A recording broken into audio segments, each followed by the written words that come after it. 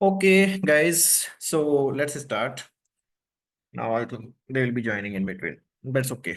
So, good evening again, everyone, and I welcome you all to this course, what I've designed, for all of you.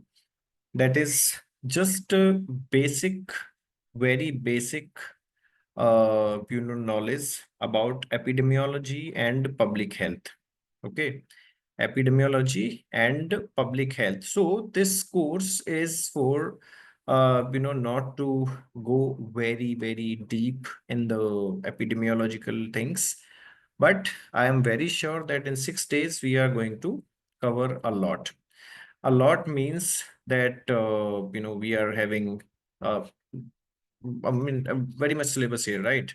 We have a lot of things to study in next 6 days, right? So here, as you must have seen the syllabus, we will talk about the public health and we'll talk about the epidemiology, then study designs in epidemiology, data collection interpretation, outbreak investigations, and how the global health and epidemiological challenges work in that scenario. And I'll be telling you some practical applications also. There will be, everyday cases and everyday examples in all the classes. Okay. So now the question comes here is why we have designed this course. Who actually need this course? See, everyone need this course, whoever is associated with healthcare research. Anyone who is associated with healthcare research, either, those are medical doctors, those are pharmacy students, those are physiotherapy students, or maybe those are technical students, but working technology students or biotech students, but working in the field of public health. So they have to understand that because it is directly related to the epidemiology.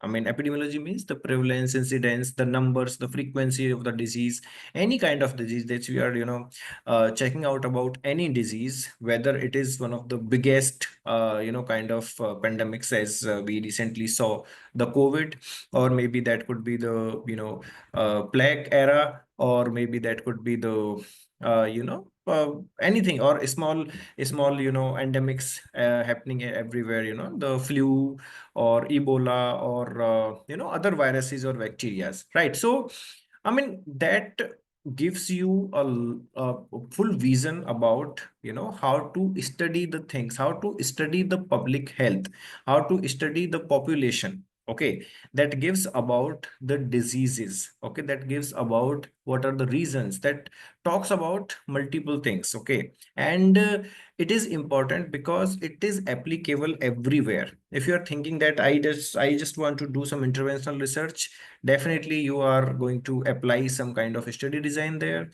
You are going to work on some kind of practical practical research, like maybe you are doing the randomization, or you are checking out the bias, or you are working on the blindings, or I mean any kind of healthcare research. If you are doing, epidemiology and public health is very important to have in your mind, because that is the base, that is the foundation of any kind of research. This is the foundation. Okay, this is the foundation. It is not like that you have learned all the the recent things. You are updated with the all kind of research instruments, research applications, but you don't know the basics, because basics applies everywhere. The basics of research here, basics of epidemiology applies everywhere in all kind of research, and that you are going to experience in next 6 days. Okay, so be with us and be with me. I'll be taking all the classes. I have designed this course for all of you, and this is going to be a very helpful course for all of you. This is going to be a wonderful learning for all of you in next 6 days, right? So I hope you got the schedule also. If not, then I will share the schedule in your groups, and there are the classes every day for next 6 days, I believe 6 7 days. It is from 12 to 18, right? So there'll be 1 or 2 days leave in between, as Sundays we don't have class, I believe, or maybe Saturday. So we'll think of like how we can get it done by 18 in next 6 days. Okay, so with that, let's start, and let me ask many questions to you. Let's make it interactive. So I'm just opening. I'm believing believing all of you that you will not be disturbing the class, and I'm opening your mics. I mean, you can unmute yourself if you are speaking only. Okay, if you are speaking, you can just unmute yourself and speak, because there are a lot of questions as I do in my classes, right? The entire slides are question based. Okay, entire learning is question based. I'll be asking you the questions, I'll be giving you the information. Okay, so this makes the class interactive. Okay, there are almost I think five, not five, 10 questions today in today's class. And through the questions only, I will be telling you all about the syllabus which we are going to cover today. Okay, so let's start without delay. Let's start. Let me just share the screen and let's start now. Okay, let me start first using the pen. Okay.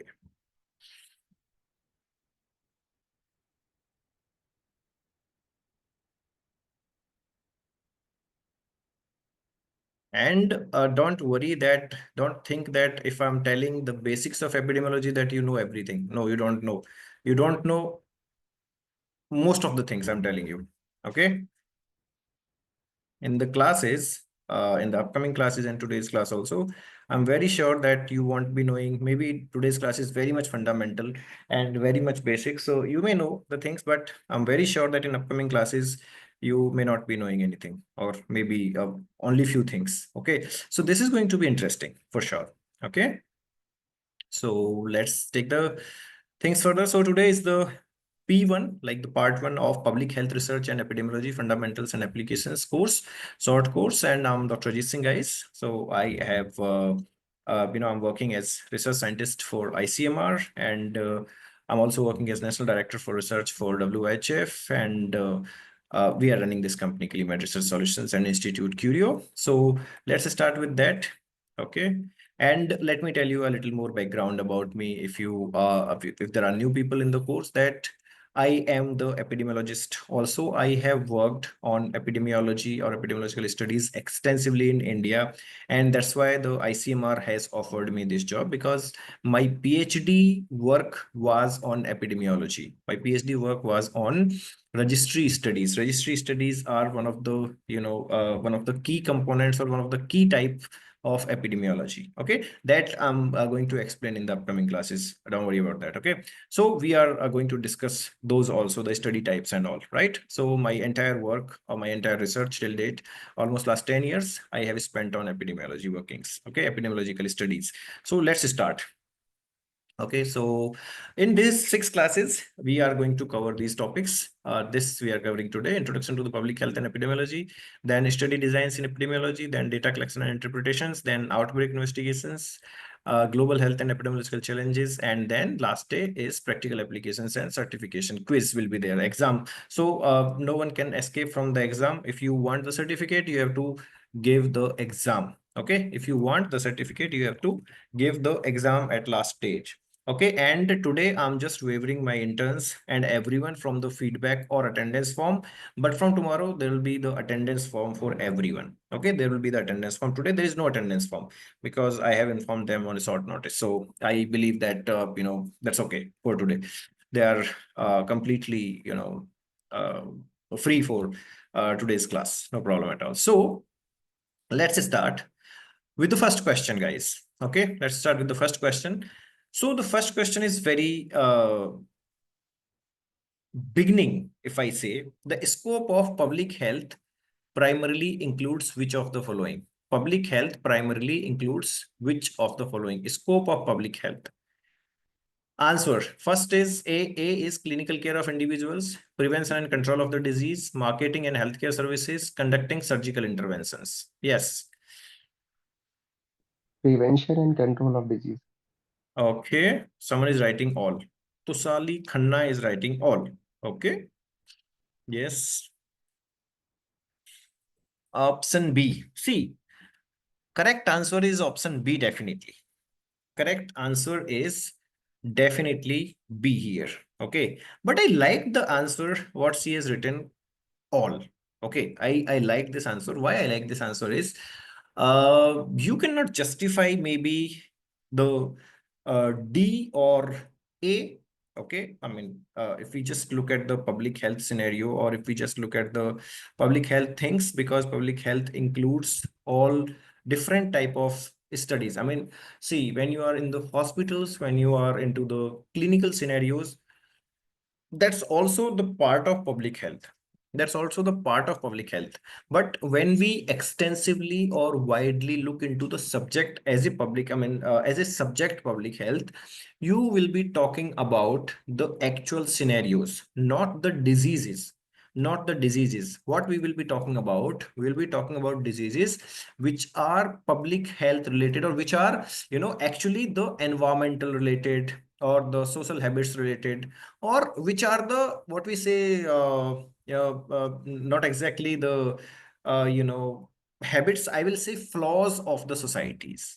Okay, when I'm talking about the public health, that could be the flaws of the society. See, uh, learning about heart attack, if I'm telling a person is, see, let me tell you, let me explain this, why this is a very good topic, and she has given me a wonderful topic for debate. See, let me give you the example. Suppose person AB, person A got heart attack. Okay, he got myocardial infarction. In your language, I'll tell you myocardial infarction. In layman language, he got heart attack, right?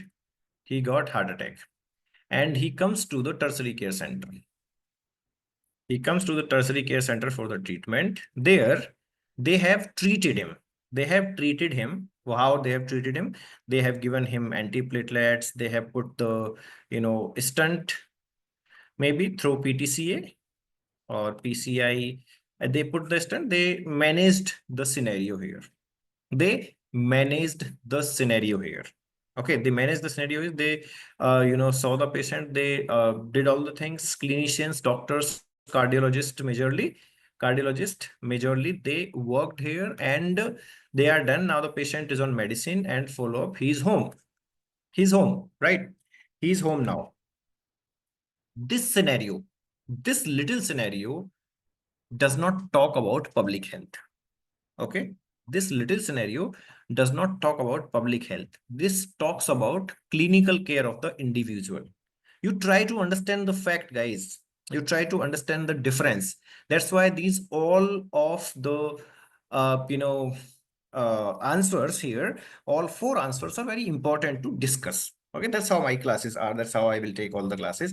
So first is clinical care of the individual. This scenario talks about clinical care of the clinical care of the individual, right? This talks about the clinical care of the individual, right? But if I just take, sorry, where I was, yeah. So if I just say this, I'll take this to the another level here now. Okay, I'll take this to the another level here. See, now this person only, I will link this to this person only. If the person A belongs to a rural area, okay, suppose rural area, maybe urban areas are there. There are multiple things you can correlate anything, but I'm telling related to the rural area. Okay, and you might be agreeing with me. The research says that rural areas has a very low incidences of heart attacks. Right? Am I wrong or right, guys? The rural areas has a very low incidence of heart attacks, isn't it? Is it right or wrong? Yeah, absolutely right. It's right. Absolutely. So it has very low incidence. Now, the public health individuals means the people from, the hospitals, maybe people from the hospitals, like the community, let me write here, the community medicine people. Okay. Community medicine people, or maybe the epidemiologists. Okay. Or maybe the public health researchers. I mean, they all are, belongs, they all are, the part of the healthcare only. They could be the medical doctors, they could be the pharmacists, they could be the pharmacy students, they could be the faculty members, they could be the MBAs in healthcare, they could be the, public health researchers, they could be the MPH, Masters in Public Health, they could be the bachelors in public health, they could be, I mean, they are definitely the healthcare professionals. Okay, but they are tagged to that position, or a research tag, like they are working in the public health scenario, public health domain right now. Okay, they're working in the public health domain right now. So maybe the public health people, right? Now they came, I mean, this incident, this one incident came to their attention, public health people's attention, that came to public health attention people. Okay, now what they will think is, yeah, see that maybe in urban there are multiple reasons for heart attack, multiple reasons. Maybe the the stress is there, or maybe the sedentary lifestyle is there, or maybe the food habits are there. I mean, there are multiple reasons, right? There are multiple reasons. But in the villages, in the rural area, people go for exercise, not exercise exactly, but maybe, they go for the fields, they work very hard. They don't have the sedentary lifestyle. They don't have much work pressure. They don't have the, they have the lesser things, and they eat very nice food. They eat almost every time the homemade food, right? So their risk factors are very less. The risk factors are very less, right? The risk factors are very less. So these people think why it has happened. Let's see why it is happening, how many people are affected with that. They will design a study or survey where they will be looking for important part. They will be looking for distribution of the disease, like how many people are getting this, frequency of the disease, right? They will check out how many people are affected with this, how many people are getting heart attack exactly. Let's know, let's get to know that how many people are exactly affected by heart attacks in the rural areas. Then what exactly are the risk factors, why it is happening, and what could be the preventive measures we can take to prevent these kind of things in rural areas, or to reduce down the percentage of heart attacks in rural area. You understand? So now understand these two scenarios again. See, now let's compare these two scenarios. One scenario is about individual who got heart attack, who came to the tertiary care and got the treatment and went back home. But now these people, this rural area is one of the scenario where the entire thing is being done in background, right? In background, entire thing is being done. The epidemiology, the people from epidemiology background, people from community medicine, people from public health, people from any domain, any scenario, they are involved and they want to know the actual facts, and they want to prevent it. They want to see the distribution, they want to see the risk factors or etiology, right? Everything is same, but the only difference is that individual care is not the public health. Public health is when it includes the wider picture, when it includes the entire population. Understand, that is the major thing you have to understand. If it is involving the entire population or public, entire means does not mean that whole India or the all the countries, not at all. Entire people means maybe it could be from one ward, it could be from one block, it could be from one district, it could be from one village, it could be from one city. Okay, that means the entire population. So, or maybe one community, one race, anything is there. Okay, anything which cumulatively make a group of people. Okay, which cumulatively make a group of people is called population. Okay, and all the population studies are coming under the public health studies. Understand? So this is why, marketing of the healthcare services could be a part of public health again. Let me tell you. Okay. Now you will tell how the marketing of the healthcare services would be a public health, stunt or public health. See, all the government policies,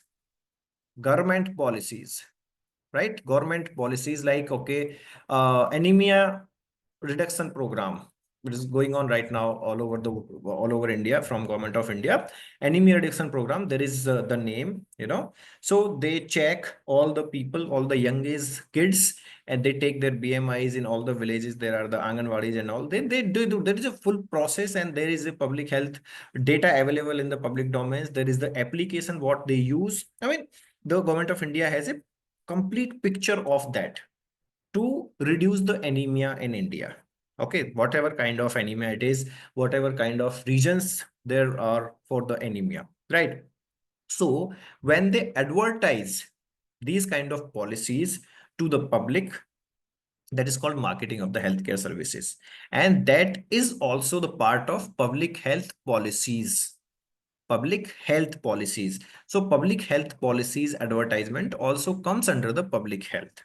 Okay, so that could be another part of that. Okay, conducted surgical interventions, that's a very typical and very, what we say, specific topic, very specific topic that doesn't directly come under, as the individual care is not under the public health, it will not also come under the public health, under the public health scenario. This is the individual care, or maybe the surgical interventions is the internal issue of the hospital, or internal, what we say, the specialization of any hospital or any doctor, right? But that could not be a public thing. Okay, that could not be a public thing. But nowadays, even the surgical interventions, if you have seen that, the government or some big hospitals, they are doing the public health camps, public health awareness camps, and from those public health awareness camps, they choose the patients and they bring to the hospital and perform the surgeries.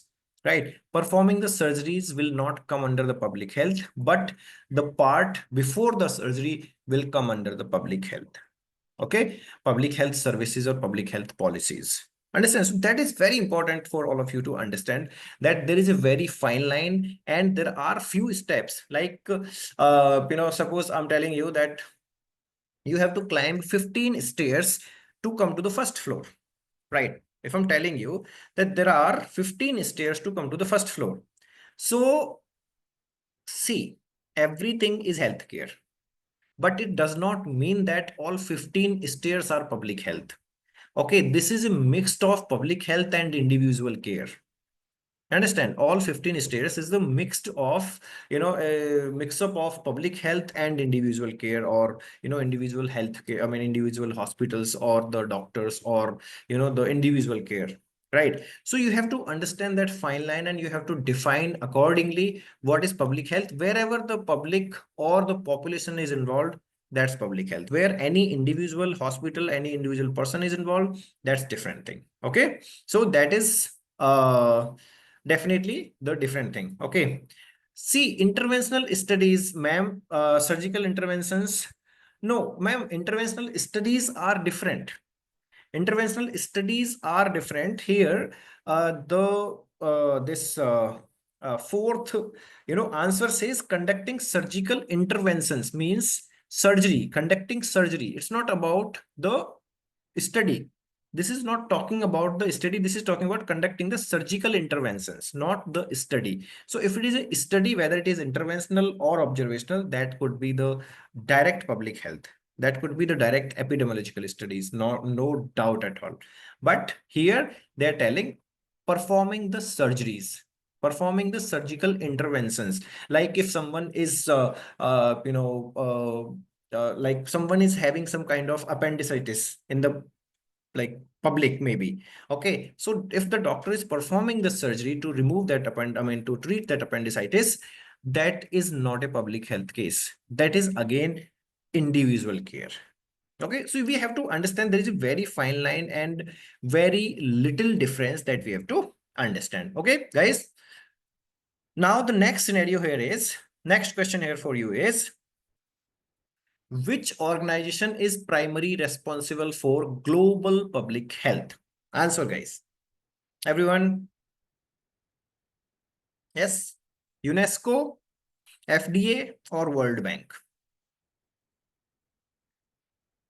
This slide has a lot of information. WHO. Okay. Perfect. I believe the answer is WHO only. Answer should be WHO only. World Health Organization, right? World Health Organization. So answer is B. Okay. Answer is B. Absolutely. See, World Bank is also involved in public health. But here the question is, who is primarily responsible? So all the policies are made by WHO.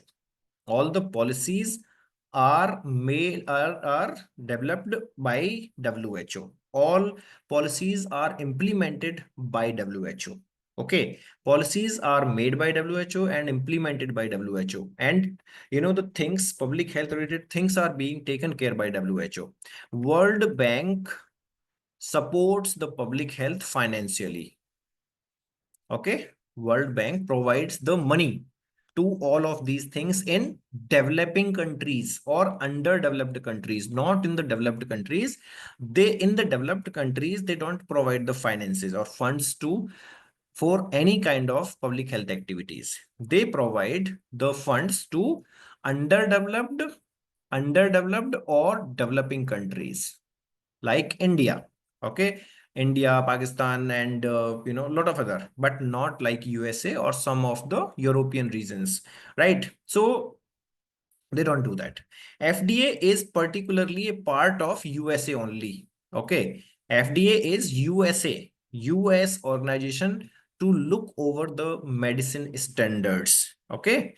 And then UNESCO is associated with public health, but not exactly. They don't work in public health. This is the social working, it's a social working agency. UNESCO is a social working agency and looks over, I mean, these people, UNESCO looks over the social issues. Okay, social issues, not the public health issues. Maybe some public health issues come under the social issues like sanitary problems or maybe sometimes the poverty and all. But UNESCO never interfere with the public health directly. Okay, they did never intervene with the public health directly. Now, why this slide is more important? You have to tell me, there is another question here. What is the organization that look over public health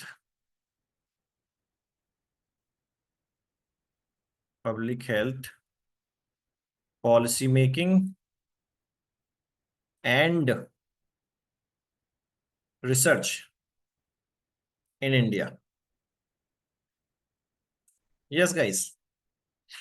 What is the organization name? Which organization takes care of public health policy making and research in India? You have to tell me this, guys. Yes. Okay. Anyone else? PHFI. Please write the full form of PHFI, guys. Public Health Foundation of India. Okay. That is Public Health Foundation of India. Anyone else who wants to answer this question? If I say that's ICMR, is it correct or wrong?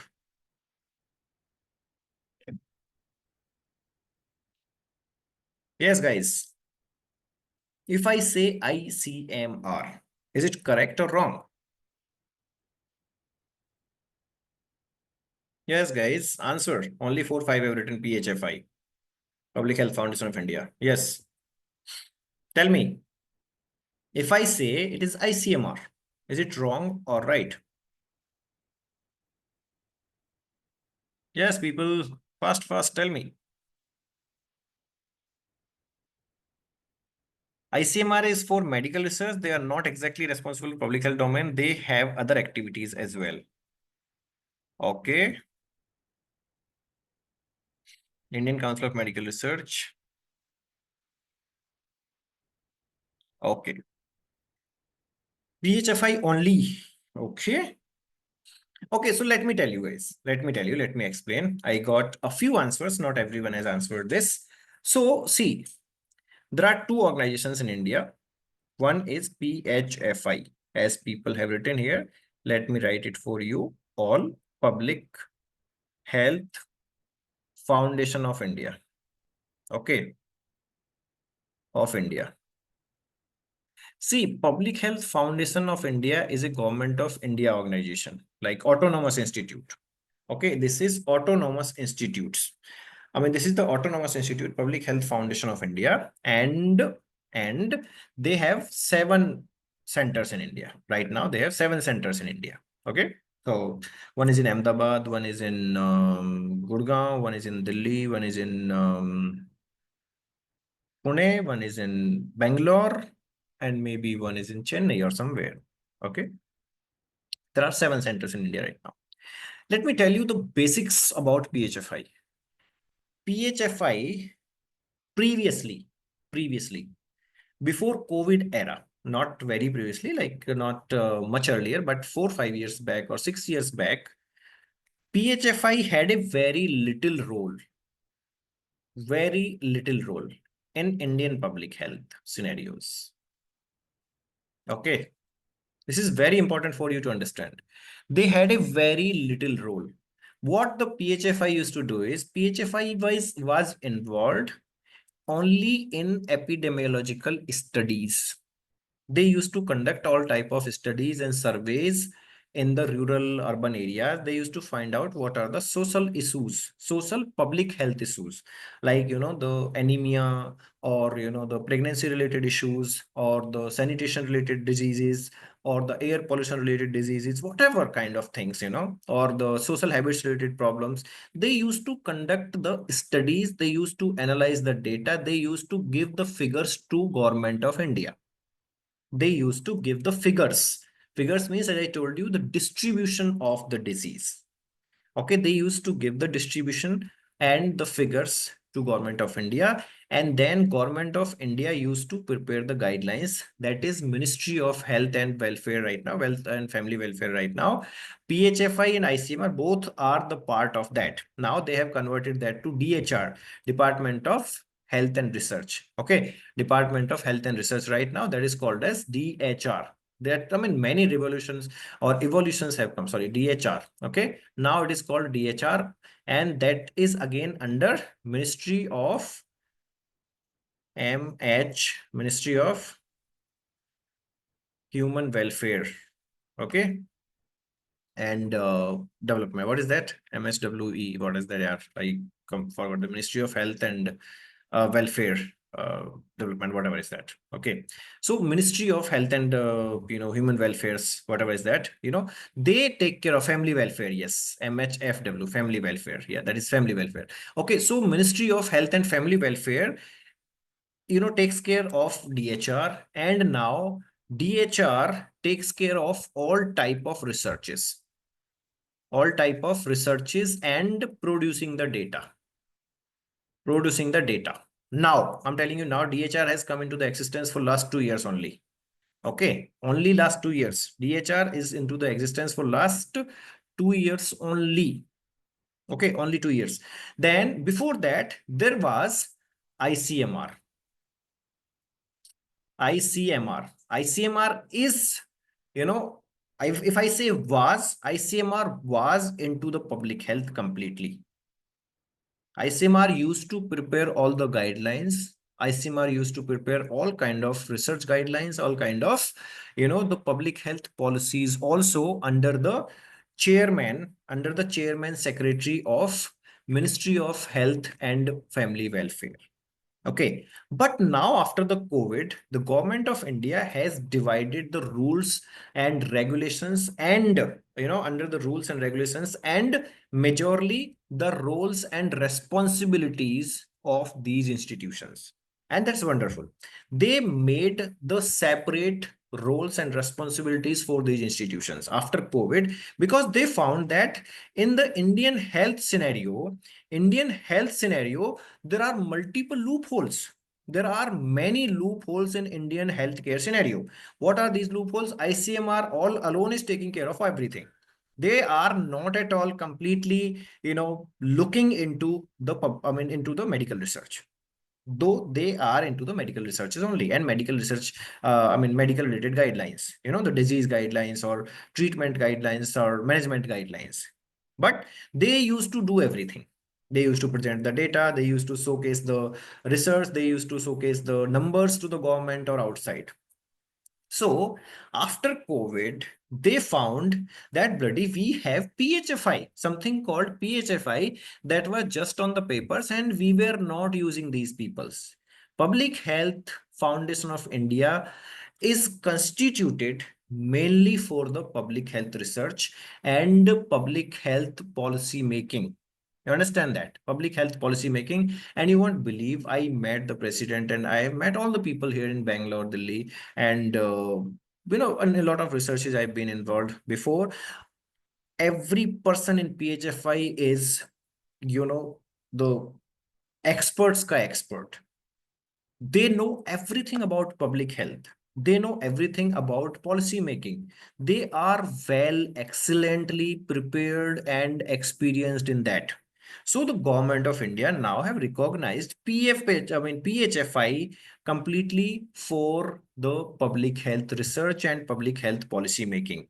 PHFI has participated in COVID and they helped a lot. They helped a lot, and they were the key instrumental, what we say, instrumental organization in preventing the COVID in India.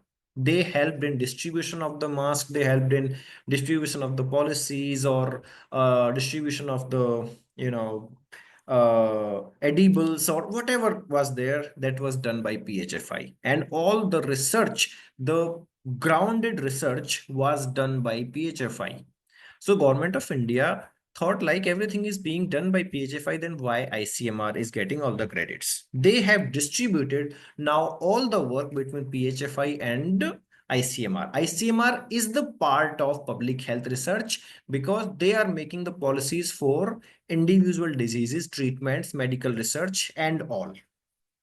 They are into the public health, but into the research and only the medical research related policies, medical research related grants, medical research related part, and related to the medical policies. Okay, and now they have the entire departments in ICMR who works in, they work on the NCDs and CDs, communicable disease, non-communicable diseases. They have their own things. Okay, and they work on the policy making, treatment policy making algorithms and all, right? So this is how the India has now recognized PHFI. So PHFI is the main organization right now who takes care of public health related issues, public health related research, or the public health related policy making in India. Understand? And globally, the PHFI is again the part of WHO. Part means the member of WHO in India. Okay, because every country is the member of WHO, because we have to follow the global guidelines. We have to participate in the global epidemics and pandemics and all, and we have to help them, or we have to take the help. We seek the help from them, right? So this is very important to understand what exactly the scenario is. Understand that, guys? I hope you understood. Okay, now I think there is another question. Public health emphasizes on individual treatment, population level prevention, acute care, or emergency medical intervention. So I think you all know that, you have answered already. The answer here is population level prevention. Okay, population level prevention we have discussed now. So let's understand what exactly the definition and scope of public health. So yeah, so the public health. Yeah. So see, if you are understanding that public health is just what I told, no, public health has lot of domains and scope. Okay, public health is included in epidemiology. Okay, epidemiology means they are into the risk factors assessment, they are into the distribution of the disease, they are into the determinants finding of the disease, they are into the healthcare policies making, they are into the healthcare management, they are into the healthcare prevention, right? They are into the environmental health. Environmental health means the diseases and the prevention of the diseases and the distribution of the diseases which are environmental related. Okay, not only that, but they take care of the environment also. Why? Because they, definitely, if the environment is good, then you will get less problems, you will get less diseases, the Indians will get less diseases, right? The frequency and intensity of the diseases will be less. Right now, as Delhi is going through a very severe air pollution, very severe air pollution, right? And the breathing for a day there, or I think 1 hour, I'm not sure what exactly it is, is equal to 20 cigarettes, smoking 20 cigarettes, right? So how it is affecting your lungs, and you are more prone to get the lung cancers, throat cancers, and allergic reactions and dermatological problems in Delhi, right? So that's how the things are associated with environmental research and environmental health. So the public health has a big scope there, and the public health researchers and the government all together work on these determinants and these risk factors to reduce down or to prevent those, so we can reduce down the frequency and the prevention. I mean, we can prevent the disease and we can reduce down the frequency of the disease, right? So environmental health is important. This is one example only, but environmental is not only about the air. It is about the land pollutions, it is about the water pollutions, it is about the air pollution, it is about the vehicles related pollution, everything. So it matters. So environmental health also is a scope or part of public health. So why I'm telling these all, see, you people, I mean, all the students come to me, sir, what's the scope of PharmD, what's the scope of, and the research of MBBS, BDS, and being a healthcare person, where we can go? Are public health is a big domain. Okay, public health is a big domain to work in.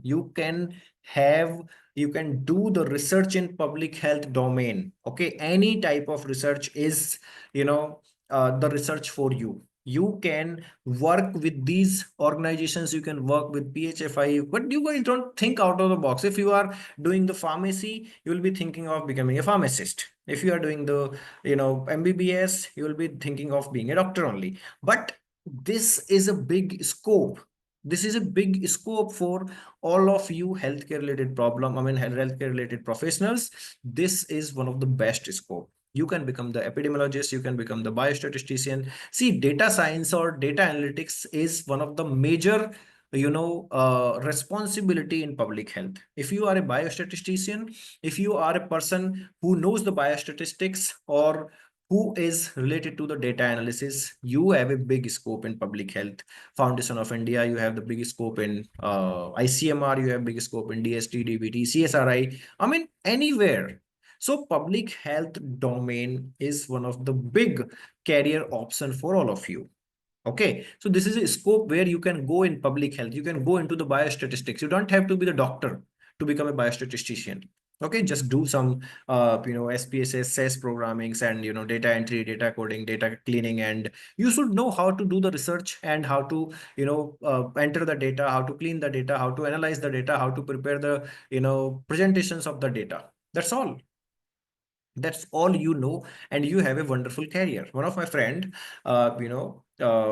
he went to Ireland, he did MPH, Masters in Public Health, and he is a great biostatistician working with PHFI, and you won't believe that how much he's drawing. He's drawing 2.5 lakh per month from the Public Health Foundation of India.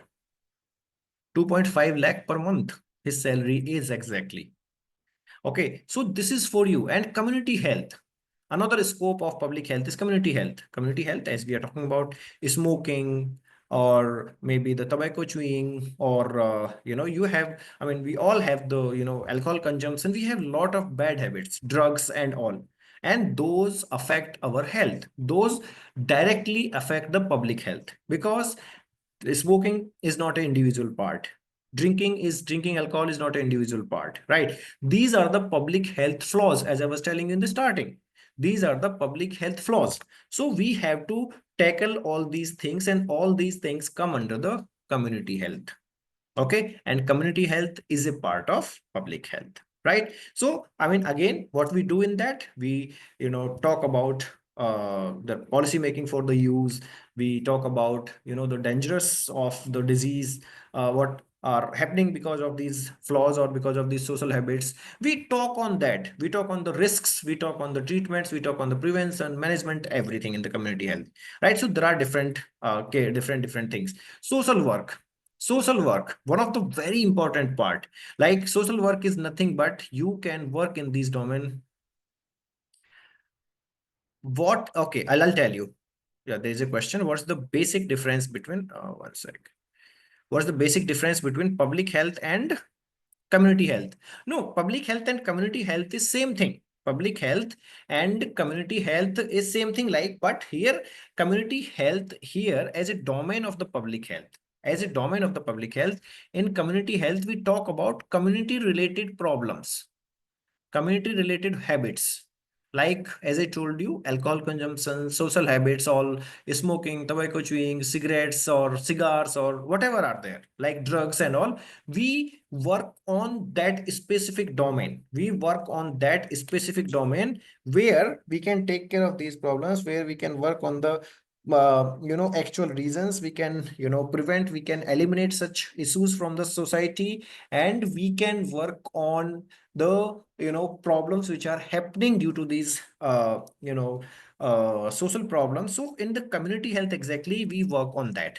Okay, community health is a part of public health, and it is see, public health is a bigger, wider term. Community health, when we are talking, it has a scope under the public health, where we are checking out all the public health related issues. Okay, in the community health, we also talk about the environmental health and all, but when we particularly talk a community, that is community related flaws. Okay, here. Then social work, I was talking about social work. Array, social work is very important. You must be listening. See, we in India, you heard of that?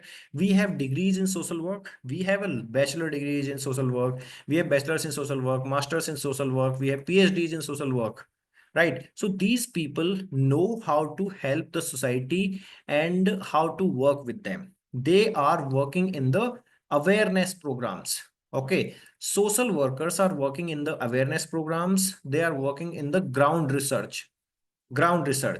And social worker could be the nurses, could be the pharmacy people, could be the MBBS, they don't join though, but any public health researcher can be a social worker.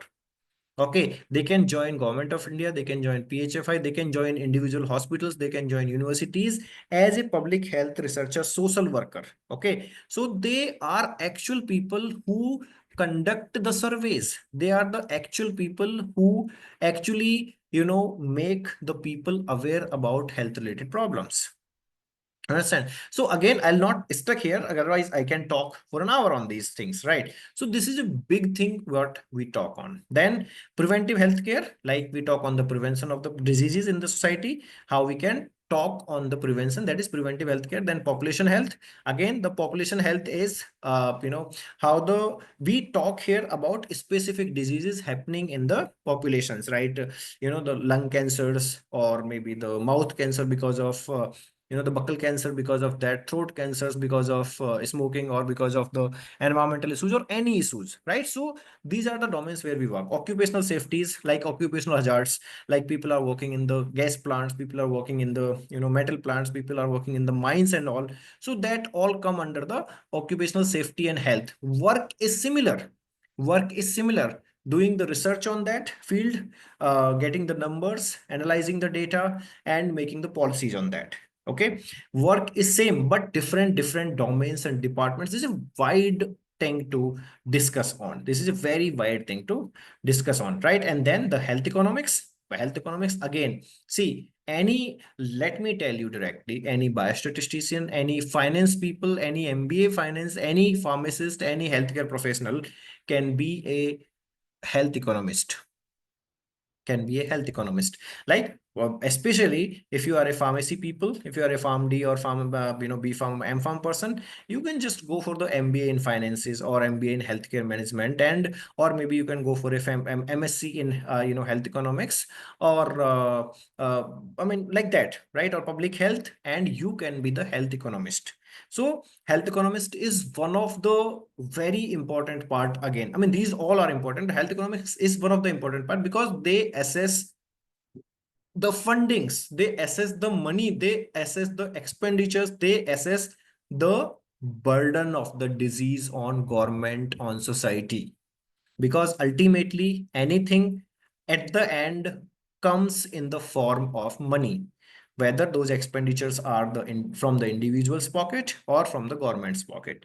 But when we talk about the public health, majority of the things goes from the government's pocket. Why health economists are important? Let me give you a very important example here to understand. See, you must have seen Pradhan Mantri, what is that? Uh, where we get the 5 lakh insurance, 5 lakh INR insurance, right? Ayushman. Ayushman. Yes, Ayushman Yojana, right? Ayushman Bharat Yojana. So, any disease, any disease which is happening to the people, which is happening to the person or the people, anyone. Right now, I think there are 4 point, not 4.5, I think more than 4.5 crore, beneficiaries all over India, and expecting to be 5, 6 or 10, 6 or 8 crores by 2020, 8 or 2027, right? So suppose these, like 4.5 crore, suppose only 2 crore people, or let me come down to 1 crore. Suppose these 1 crore people have used the Ayushman Bharat Yojana, and they have used only 2 lakh, not 5 lakh, 2 lakh. Just multiply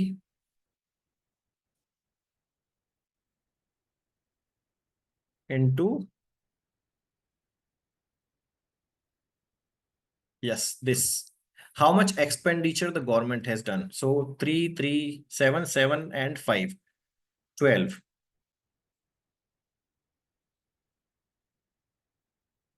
This much INR government has paid just for Ayushman Bharat. Okay, this much government has paid for for the Ayushman Bharat. Maybe this would be around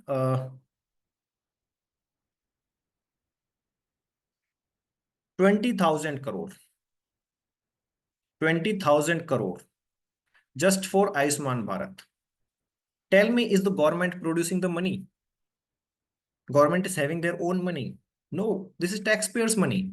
This is your money. This is public's money going to the public's benefits. But everyone cannot avail this benefit because there are certain policies, there are certain eligibilities, right? So that comes under the health economy. That comes under the country's economy. And this is everyone's money, what is going to the Ayushman Bharat. Definitely, it is a good thing. It is the best thing ever, and this is one of the best policy across the globe. Everyone has acknowledged that India has implemented such a wonderful policy. So what do you think, how this policy has come into the existence? Or do you think Mr. Narendra Modi has sat and made the policy and it was done? No, there were a lot of people sat on this. There were a lot of biostatisticians, lot of health economists, lot of epidemiologists, lot of public health people, doctors. I mean, set of people, maybe hundreds of the people sat on to make this policy, to make this come to the existence in India, right? So there we need the people. Okay, there we need the people. So if you are interested in public health, you have a big scope. Okay, big scope. And so, yes, public health has been defined as science and art of preventing the disease anyhow, working through social working or getting the numbers, community health, environmental health, whatever. These are the roles and responsibilities of the people working in the public health.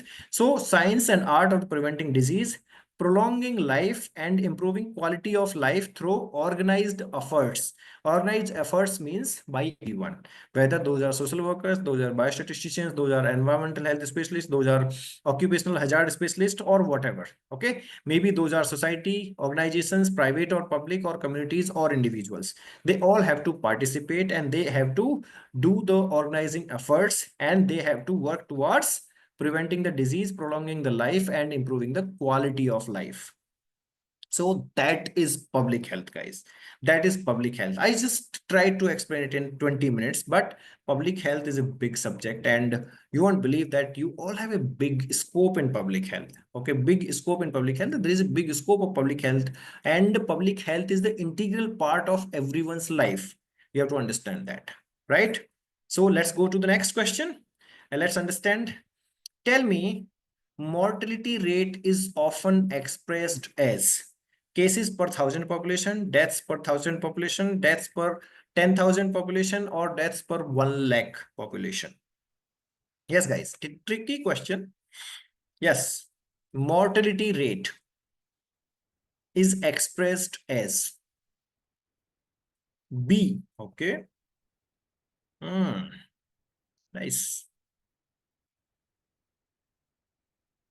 Yes. See, you don't know this. You don't know this. The answer is D. The correct answer is D. Deaths per 1 lakh population is the mortality rate. You understand that? Deaths per mortality. Now I'll tell you. Now I'll tell you what's exactly what. You have to understand this. That is the fun in epidemiology. See, mortality rate definitely is death. Okay, when we are talking about mortality means we are talking about death. So first thing is out of the scenario. But still, let me explain this for you. Cases, either those are died or alive per thousand population. Cases per thousand population is called as prevalence. This is called as prevalence. Okay. Prevalence is one term. I'm going to explain that in tomorrow's class. Prevalence and incidences. Okay. So prevalences means the cases, whether those are died, existing, or new cases, whatever type of cases or deaths are happening, that is prevalence out of thousand population. Deaths per thousand population again is prevalence. Okay. Again is a part of prevalence. And deaths per 10,000 is nothing. There is no count out of 10,000. That could be one of the percentage if you want in certain cases, but that doesn't count anywhere in public health or in epidemiology. Deaths per 10,000 never counts. Death per 1 lakh people is counted as rate. Is counted at rate. Why and how it has come to the existence, and how it has come to the how it has come to the existence, and why we count only in 1 lakh. That is a big question, right? Big question. If it can be, why can't we count in 1,000 or 10,000? Why we count in 1 lakh? Because in such a big countries, we need something which can match and which is easy to understand.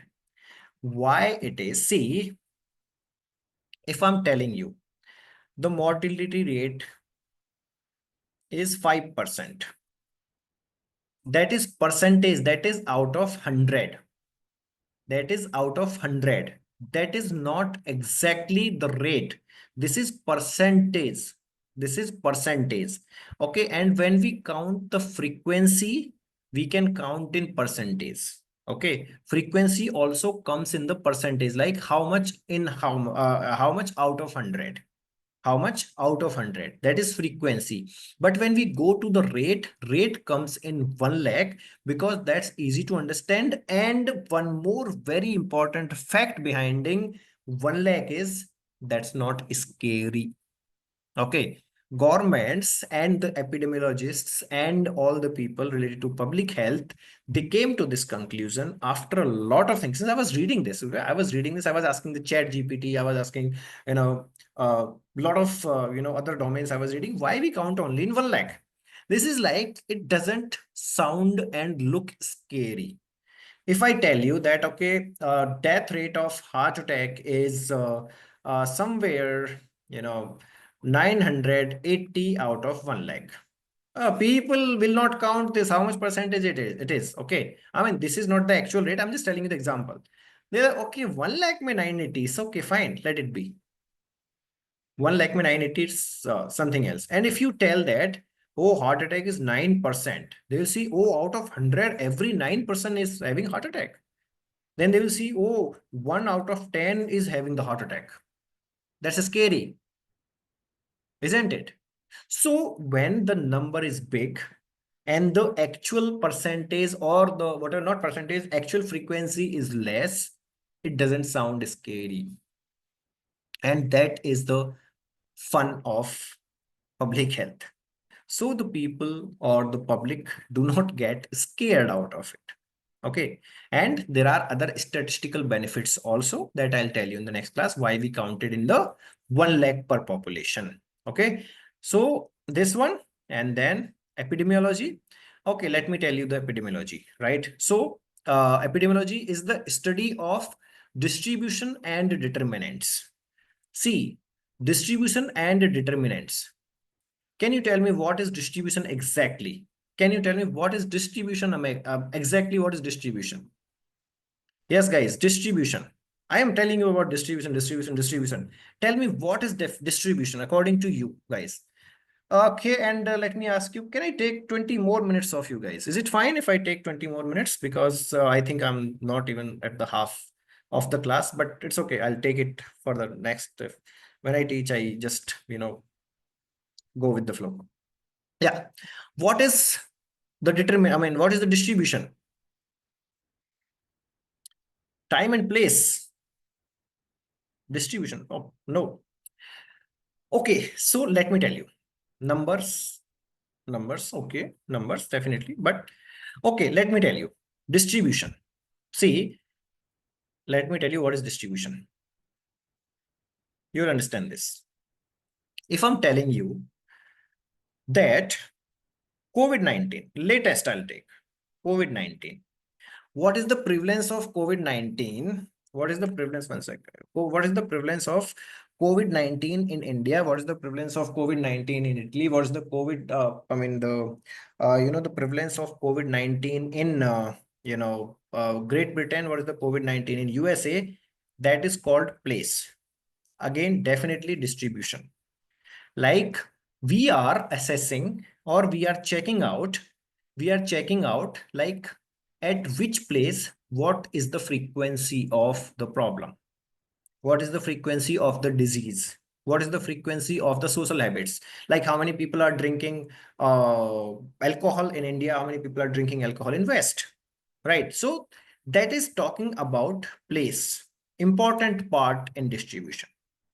Then next is age, age, gender. Did you know that? Distribution.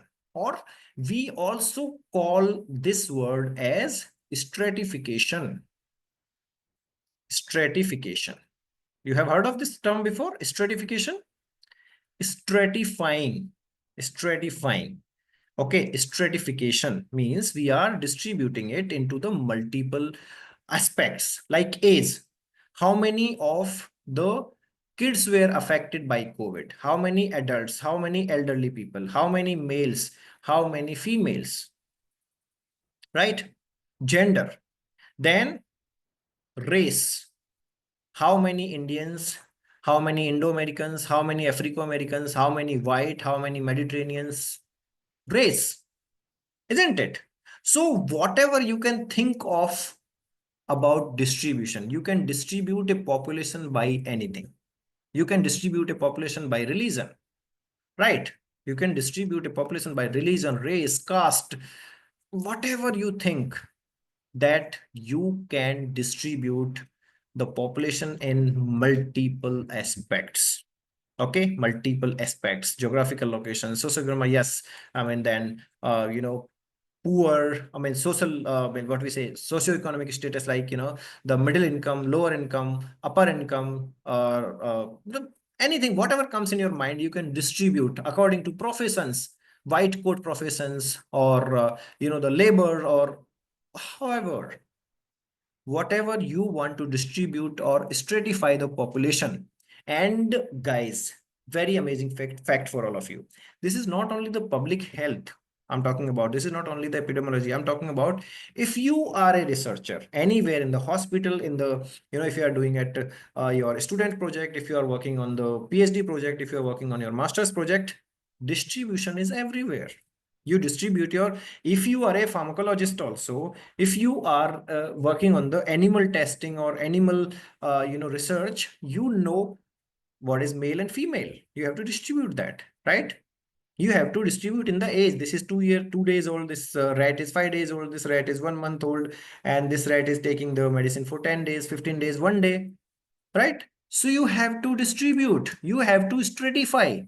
Stratification is one of the common thing and important thing to understand the distribution of the disease. Understand? So anything you can distribute, you can think of distribution, is distribution. Or the stratification. Okay, so epidemiology is the study of distribution and determinants. What is determinants? Determinants again. Okay, determinants again. Risk factors, etiology. Okay, risk factors could be, the people related, environmental related, social related, or medical related, whatever. Risk factors. Determinants means the actual reason you are looking for, why you are looking for, why it is happening, how it is happening, what is the reason behind it. So we call that determinants. And no, risk factors and etiology, about the prevention also, about the management also, what could be corrected, what could be done to correct the scenario, how we can correct it, how we can prevent it in the future. So there are the determinants. Determinant means the factors, whether those are risk factors, etiological factors, preventive factors, preventive measures, or in the simple terms, if I tell you, those are measures. Those are measures, right? So any kind of measure which helps us in understanding the disease and preventing the disease, is called measures or determinant. Understand, guys? It's easy, right? Or so we just understand about distribution, determinants, and one more fact is there that you have to tell me of health related states and event in specific populations, or the application of the study in control of the health problems. So same thing like prevention or whatever things you are, working on. Epidemiology, the determinants are not only the risk factors, as I told you, those are preventive measures also, right?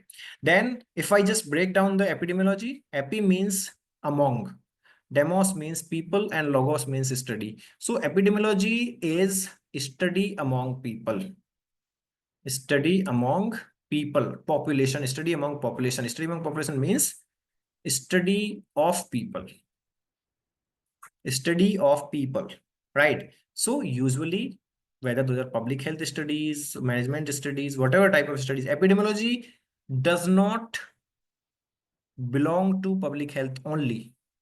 Remember that. If you say, if I'm talking about epidemiology, epidemiology is not only you.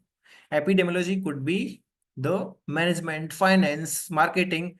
Marketing could be the epidemiology. They will like, okay, how many people are buying, the Honda cars, how many people are buying the Tata cars. That could be the epidemiology, right?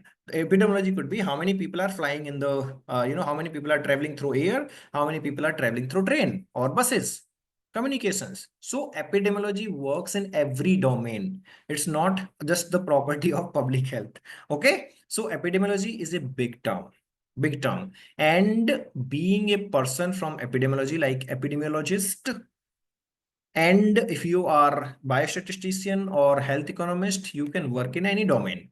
Okay, or the people from technology, biotechnology, BTech people from computer science, engineering, AI, ML, these people have a big role nowadays in public health epidemiology. Okay, so what are the applicabilities of epidemiology? Community-based practices, pandemics, definitely as in COVID-19 and all we did. General issues like pregnancy problems, infant-related diseases, tobacco cessation, formulating general guidelines. Epidemiology works everywhere because we want to know the distribution and we want to know the determinants. Two things, okay? Now, guys, yes, who is known as the father of modern epidemiology? Everyone. Louis Pasteur, John Snow, Edward Jenner, Robert Koch. Yes, guys. John Snow. Okay. John Snow. Okay. Yes. John Snow. B or D. Okay. Interesting. Interesting. B or D. Okay. So let you tell me. I'll not tell you. Who is Louis Pasteur? Who is Louis Pasteur? Guys, who is Louis Pasteur? Who is Louis Pasteur? Tell me. Yes. Anyone? Okay, let me give you a hint. Anyone from microbiology? Yes. He is the father of microbiology. He is known as the father of microbiology. Louis Pasteur is known as the father of microbiology. Okay. Robert Koch. Who is Robert Koch? Who is Robert Koch? Koch, actually. I'm sorry in pronouncing. I'm very bad. Robert Koch. This is not Koch. This is Koch. Robert Koch. Who is He Robert found Koch? cells.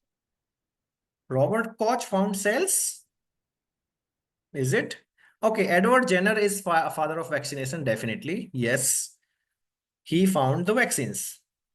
Edward Jenner is the father of vaccination. Yes. I hope you are learning the good facts, guys, isn't it? Through this course, we are learning the wonderful facts. See, if I'm preparing the slides for epidemiology, you will learn only epidemiology. But I love teaching through the questions because it takes you to the multiple dimensions and we, get to know everything. Nucleus, Robert Koch. I believe no. Bacteriology, yes. He discovered TB. Yes, Robert Koch. Koch patches. See, have you heard of Koch's patches? Koch patches? Koch patches. Sorry, I think I'm Koch patches. Koch patches. What is Koch patches? Koch patch is the symptom, sign in the lungs for TB. Okay, the TB affected areas in the lungs in X-ray, in the chest X-ray, it comes as a patch, and those patch were discovered by Robert Koch, and Robert Koch is the medical microbiologist. And based on that, wherever the things like he discovered the TB, and that's why we call them the Koch patch. Okay, so TB bacteria was found by, yeah, he is the microbiologist, medical microbiologist, right? Medical microbiologist. Okay. He is the father of modern microbiology also. We call him the father of modern microbiology. Okay. Then John Snow is the only person who's remaining. So we can call him the father of modern epidemiology. Guys, without looking into the Google, without reading, without reading about the John Snow, tell me, tell me, okay, let me come to the answer. Answer is Jon Snow. Tell me the major work of Jon Snow and why it has become the father of microbiology, father of epidemiology. Yes, guys, anyone? Cholera. Wow. Cholera. He found cholera. Is it? Did he found cholera?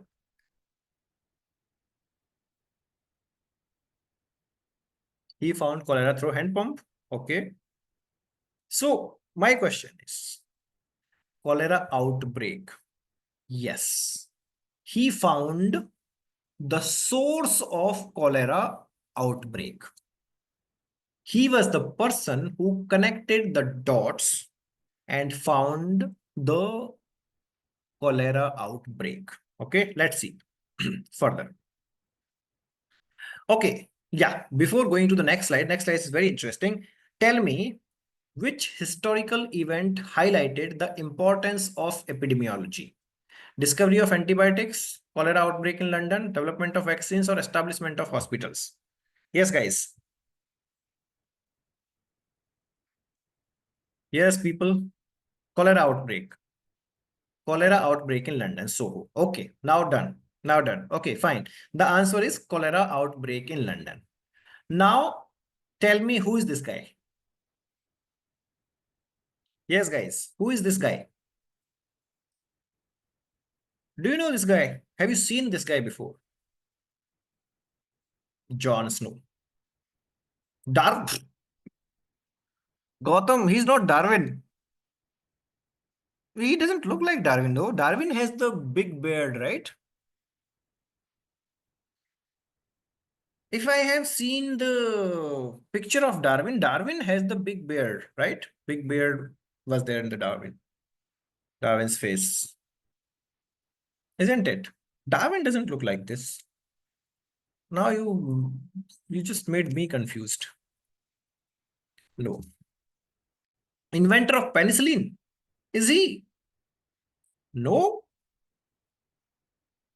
He is none other than Jon Snow. Okay, he's Jon Snow, right? So he was he died at very early age of 45 years, though. Okay, 45 years. Jon Snow. He's the Jon Snow. And let me tell you his major work. In 1854, not 19, sorry, guys. 1854, he traced the source of cholera outbreak in Soho, England. Used a spot map to show how cholera clustered around the pump. Do you know the story? Let me tell you this story. This is a very fantastic story and you will definitely love it. Okay, you'll definitely love it. So let me take a good space here. See, so he was a physician. He was not a epidemiologist, guys. He was a physician. Okay, he used to see the patients. So the many patients came with cholera. People knew cholera that time. Okay, people knew cholera infection that time. So many patients were coming to him. Suppose his clinic was in Soho. He used to live in Soho, London. Okay, Soho, London. So the patients came to him and everyone. So how he has become the father of epidemiology is a very interesting story. How it comes? This guy has a fantastic curiosity. He used to take the history very well. He was a very good physician. He used to take the history very well. He used to ask everything, not only the medical conditions or medications he's taking, or not only the, stay, or not only the work or profession. Okay, not only the work or profession. He used to ask even about the eatings or drinkings, whatever. So he used to ask the history, and through the history he found that his most of the patients, almost all patients drank that water. They took that water, they had that water from a hand pump. Okay, from the water pump. Okay, there was a hand pump for the water, which was just near to the seaways. Okay, near to the seaways, not seaways, near to the seaways. And that was linked to a big source of dirty water. Okay, sewage is always dirty water, but that was even linked to a big source of dirty water. Okay, like some company or something, like leather company, something was there. Okay, so this was just near to this sewage, suppose, and the water which was coming from the earth, definitely from the sea, through this pump was infected, because this was going through, this water was going through here. So what he found is that everyone drink that water from the pump, not only one pump, the pumps near to this sewage. And he made a map, like if the person is living here, he is associated somewhere with the pump.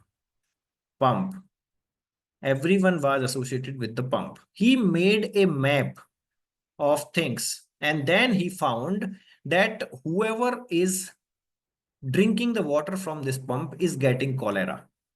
So people are not source of the cholera. This infected water is the source of cholera. Okay, this infected water is the source of cholera, and that made him the epidemiologist. This is the part of epidemiology. So the things, everyone knew that. I mean, see, there is nothing new in that. But organized the things.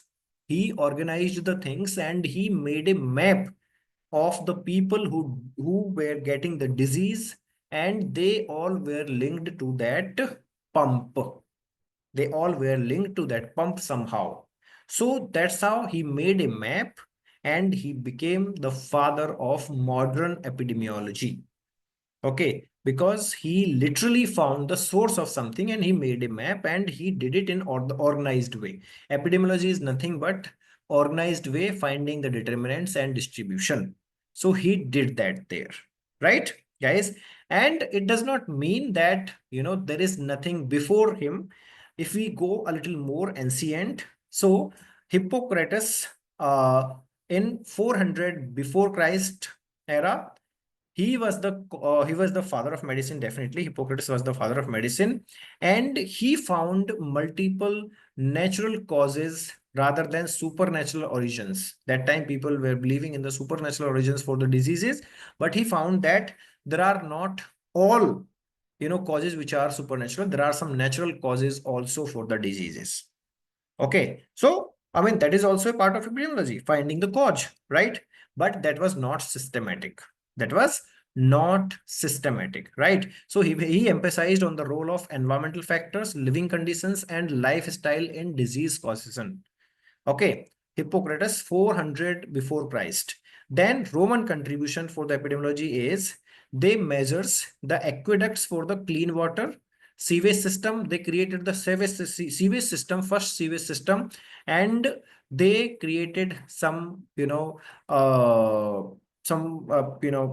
for the public bath, okay, to reduce the spread of disease, right? So public bath means not everyone, for everyone, like every places they created like the public baths. So the people cannot go to the some pond or the river and they can spread the disease to everyone, but they made the public baths. Okay, they made the public places to take bath, right? So that's how they had the contribution to epidemiology, right? They had the contribution to public health anyhow, but that was again not systematic. Then after that, middle age, from the 5th to 15th century, there was plague pandemics like the black death in 1347 to 1351 caused the, I mean, that was the bubonic plague, and that was devastating in Europe, that killed millions of the people, right? And highlighted the need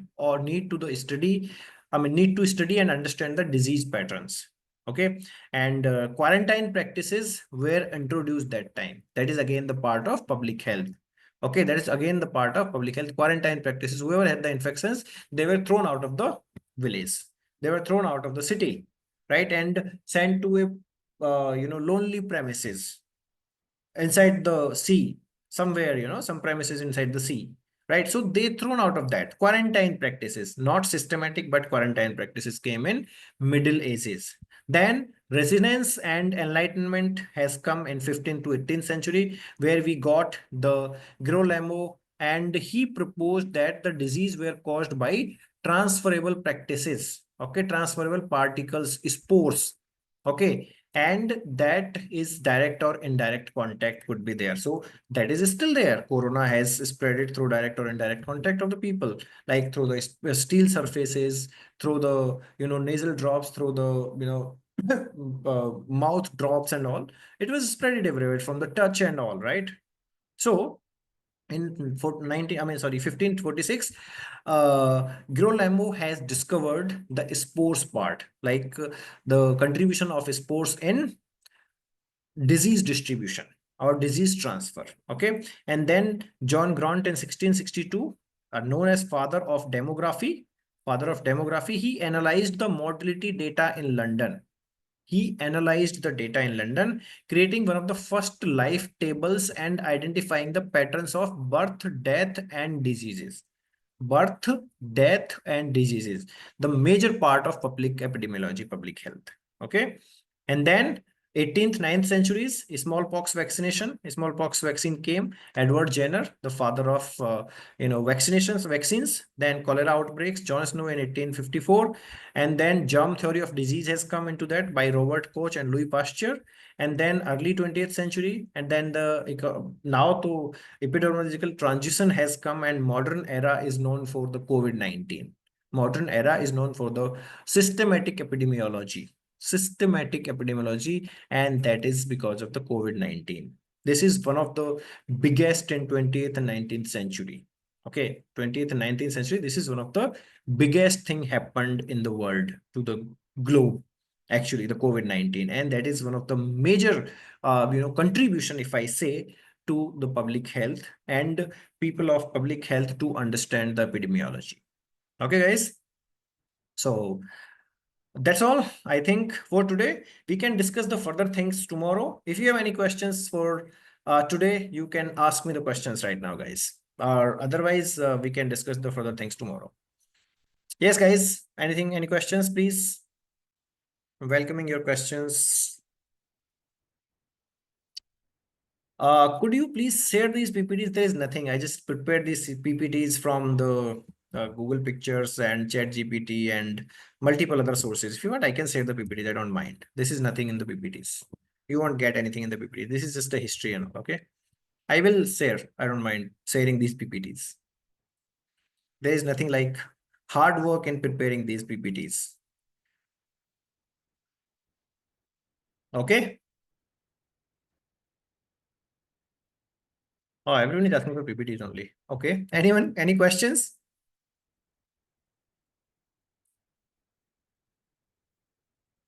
Yes. Any questions, guys?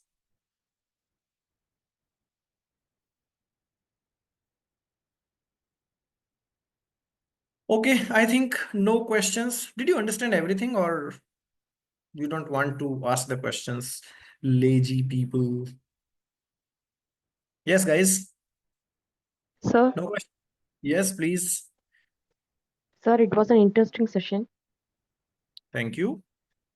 I've never attended a course like this. Started with a presentation with questions and interactive. Uh, we are looking forward for the full course, sir.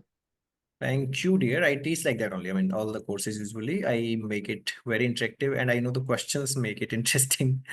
And see, what I found in my teaching is like if you just make the PPTs, that could be monotonous related to the subject.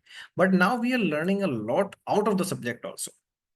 Like a lot of things about Louis Pasteur. We have discussed about all the objectives, all the other answers which are not even related to the things. But yes, we will share the PPTs, guys. Don't worry. Okay. Sir, Ministry of Health and Family Welfare, what its role?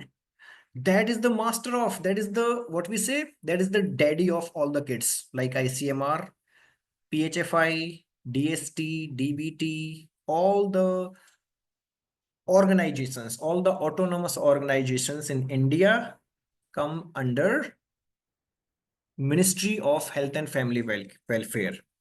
They take care of all these for funds, for the policy making, for research, everything. They are the master of all the game, right?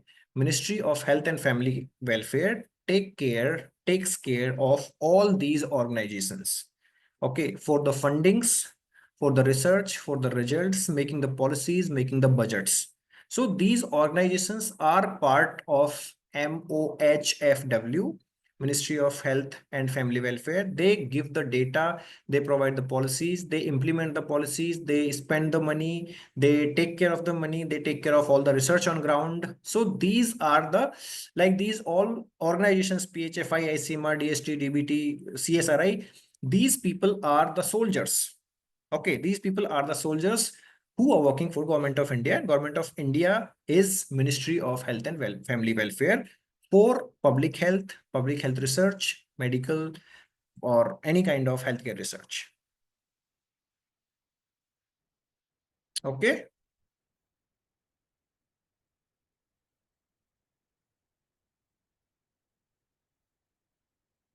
Thank you. Okay, guys, then thank you very much. And I'll see you tomorrow then. Take care, guys. Good night. Have a good meal. Bye-bye. Bye-bye, guys. Thank you. No feedback form. I told you in starting only today. Today, no feedback form. Bye-bye, guys. Good night.